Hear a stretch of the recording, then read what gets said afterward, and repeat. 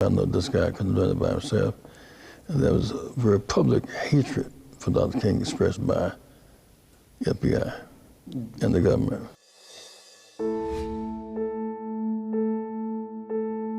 When Dr. King was assassinated, what do you remember seeing and what do you remember happening? I remember the day before how excited we were about the prospects of leaving there going on to Washington. We came across the courtyard about 6 o'clock. Pow!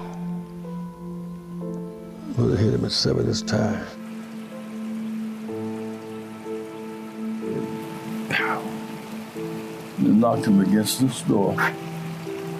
What you see is him lying here, his foot in this banister. Happened so fast. So I saw his blood just everywhere. Knocked him against the back of the hotel door. I remember somebody saying, get low, because whoever it was, if they had sprayed bullets, they could hit 3 or 4 of us in the courtyard.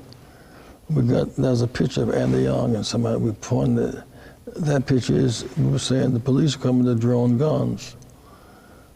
The guns, the shot that came that way, go the way the shot came from. That's what that picture was all about.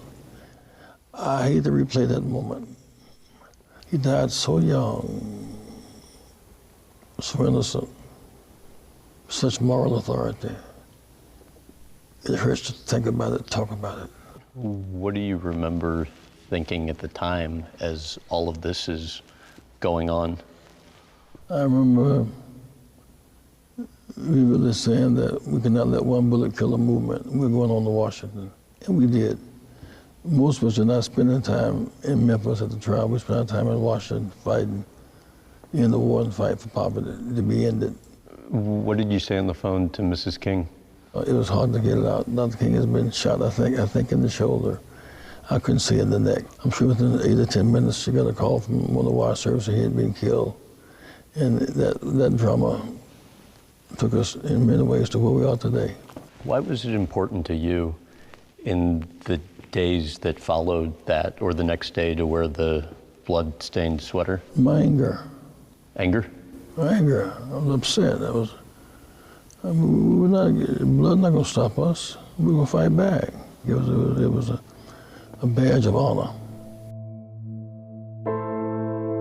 What's the emotion when you come back?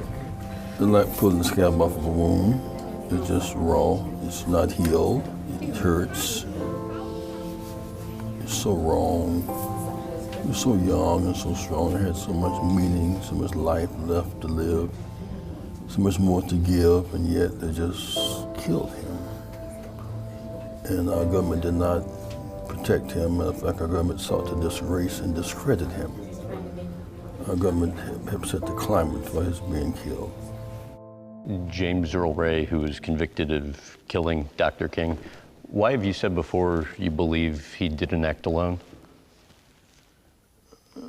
He didn't have the money, the motive, or the organization skills to do it. A lone killer getting out of town at 6 o'clock, getting into Mississippi and all that, end up in London. He couldn't have done that by himself. What do you think happened? The government was very involved. You think so? To what extent do you think J. Edgar Hoover played a role in? I have no idea. That gets into too much detail, man, except I know this guy couldn't do it by himself. And there was a very public hatred for Dr. King expressed by the FBI and the government. So when we look at Dr. King's work, we see evidence that he changed the law and changed the culture and changed our sense of self-belief. When we fall down, we get back up again because the ground is no place for champions. So champions keep fighting.